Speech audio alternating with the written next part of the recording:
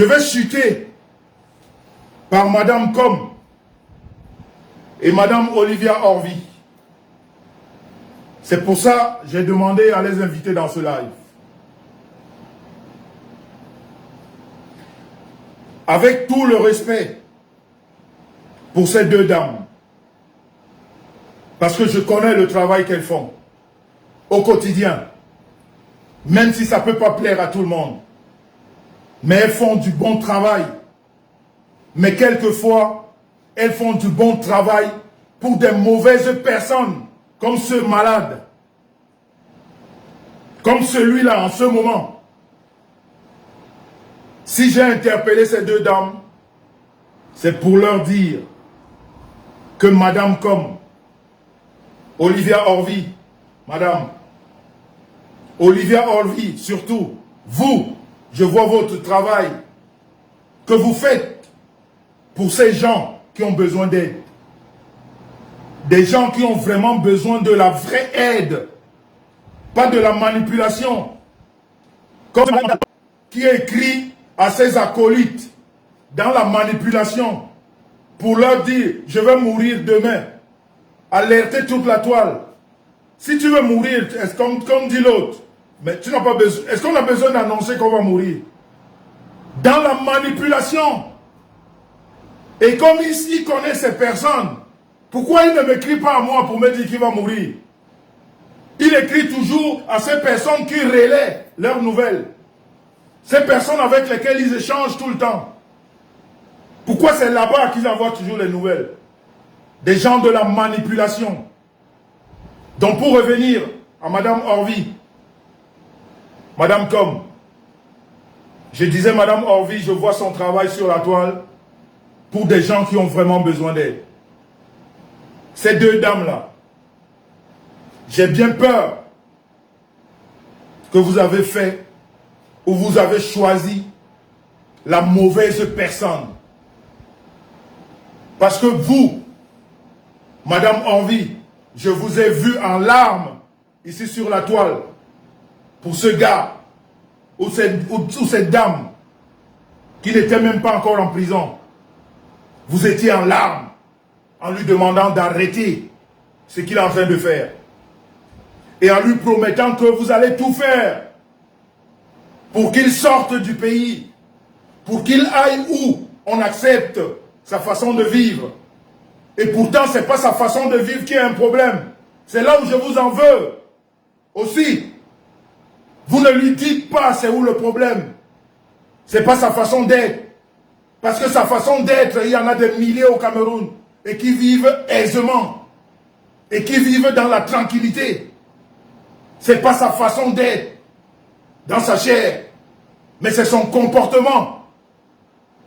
C'est son comportement. Parce que les condamnations qu'il a subies, ce n'était pas du hasard. C'était de l'incitation à la pudeur. C'était la publication des images obscènes. Tout ça est puni par le code pénal.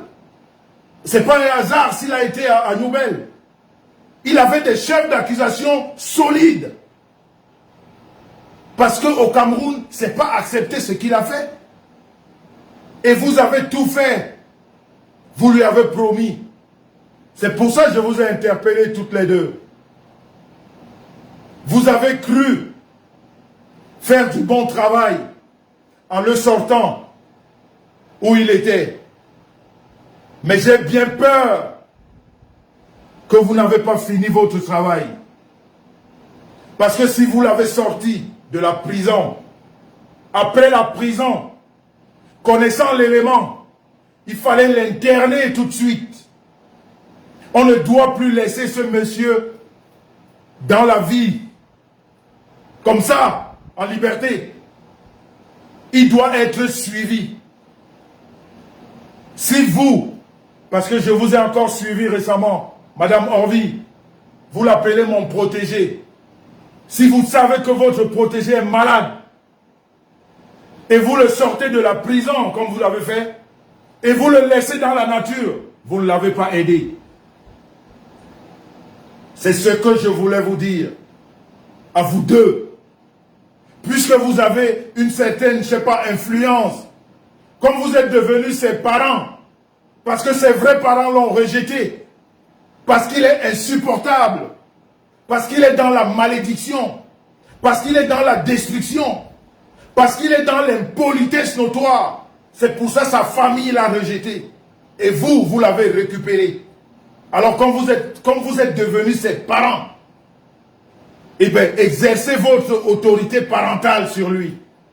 Parce que si vous n'arrivez pas à exercer votre autorité parentale, eh bien la loi va faire son travail. Et si la loi ne fait pas son travail, ces gens qu'il est en train d'indexer, parce que je vais vous rappeler une chose, Madame Orvi, vous le savez très bien, Maître Nkom, on prend beaucoup de temps, je veux dire, pour se faire une place, si je puis dire, au soleil, pour faire un nom, pour se construire, on prend beaucoup de temps. Pour devenir quelqu'un dans la société, on fait beaucoup de sacrifices. Donc toutes ces personnes qu'il a citées, chacun dans sa fonction, c'est des gens qui ont fait des sacrifices dans leur vie. C'est des gens qui bossent comme des malades pour être ce qu'ils sont. Et je ne suis pas sûr que toutes ces personnes vont se laisser comme ça, chahuter, si je puis dire, ou alors calomnier par un malade comme celui-là. Il y a des gens qui ne jouent pas avec leur personnalité parce qu'ils ont pris du temps, beaucoup de temps pour se faire un nom ou une place. Et ils ne vont pas se laisser comme ça abuser de façon verbale par un mec qui n'apporte rien dans la société. Pendant que eux, ils sont là pour apporter de l'aide aux jeunes, pour aider certains jeunes dans la société, pour contribuer dans l'évolution de la société. Et un merdier comme votre protégé, qui n'apporte rien dans la société, ils ne vont pas se laisser se salir. J'ai bien peur que le travail que vous avez fait en leur sortant de prison, en lui sortant de prison, je veux dire, que ce travail n'ait pas été fini. Parce que vous allez très vite vous confronter au pire en le laissant en liberté. Parce que les gens ont ce qu'on appelle la rage. Les gens ont ce qu'on appelle la soif de la vengeance. Surtout quand on s'est battu dans la société. On ne se laisse pas abattre et dire comme ça. On ne se laisse pas abuser verbalement par un pur comme celui-là. On refuse parce qu'on a souffert pour être ce qu'on est. Pour qu'on se laisse détruire en si peu de temps. Donc si vous ne faites pas attention avec votre protégé, le Nigeria, pays dans lequel il est, le pays dans lequel il n'est pas loin du Cameroun. Si les gens ont très mal de se faire abuser verbalement, de se faire lyncher, et si jamais ces gens perdent certains acquis qu'ils ont durement travaillé dans leur vie à cause de ce monsieur-là, je ne crois pas qu'il dormira en paix chez lui. Et j'ai peur, ou je me retiens de vous dire que, à un moment donné de la vie, Madame Com, Madame Hervie, on pourra vous associer dans les histoires de ce délinquant. On pourra vous associer parce que vous dites que c'est votre enfant. Et vous ne pouvez pas laisser votre enfant dans la nature, gâter, comme on dit chez nous, les enfants des autres. Parce que même ces enfants-là, ils ont des pères et des mères qui les ont bénis, contrairement à votre protégé, qui est rejeté totalement par toute sa famille. Ces enfants-là qu'il est en train de jeter aujourd'hui à la vindicte populaire, en racontant des conneries sur leur nom, des enfants qui travaillent pour la société camerounaise, qui aident les jeunes, qui chacun se débrouille pour avoir une petite place au soleil, et qu'un énergumène comme celui-là essaye de gâter leur nom, comme on dit, je crois que même les parents de ces enfants-là ne laisseront pas les choses se passer comme ça. Parce que c'est des gens qui nourrissent plusieurs bouches. Eux-mêmes, ils ne peuvent rien faire. Ils peuvent se dire c'est un fou. Mais les enfants qu'ils nourrissent, ou les parents qu'ils nourrissent, à un moment donné, ils peuvent penser à la vengeance. Le Nigeria n'est pas loin. Et ce que je veux vous dire, Madame Com, Madame Orvi, vous avez fait du travail pour qu'ils sortent de prison. Faites du travail pour qu'ils redeviennent quelqu'un d'acceptable dans la société. Je dis bien d'acceptable. Ça veut dire que prenez ce gamin et mettez-le en lieu sûr où il sera traité, où il sera soigné.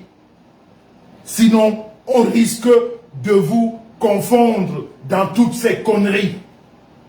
Parce qu'on ne peut pas éternellement supporter le mal. On a l'impression, ou moi, parce que je vous ai vu défendre bec et ongle quand ce monsieur ou ce gars ou cette dame était en prison. Mais je ne vous vois pas pendant qu'il est en train de gâcher les vies, pendant qu'il est en train de séparer les gens, pendant qu'il est en train comment dire, de gâter les noms, comme on dit chez nous. On ne vous voit pas. On ne vous voit pas, on ne vous sent pas. Mais demain, quand les gars vont réagir, ou la justice va réagir, vous reviendrez encore avec les gros sabots pour dire que ce n'est pas sa place là-bas. Et je ne pense pas non plus que là où il est en ce moment, ce n'est pas sa place. Il n'a pas la place dans notre société parce que c'est un détraqué mental. Il ne peut pas vivre en liberté.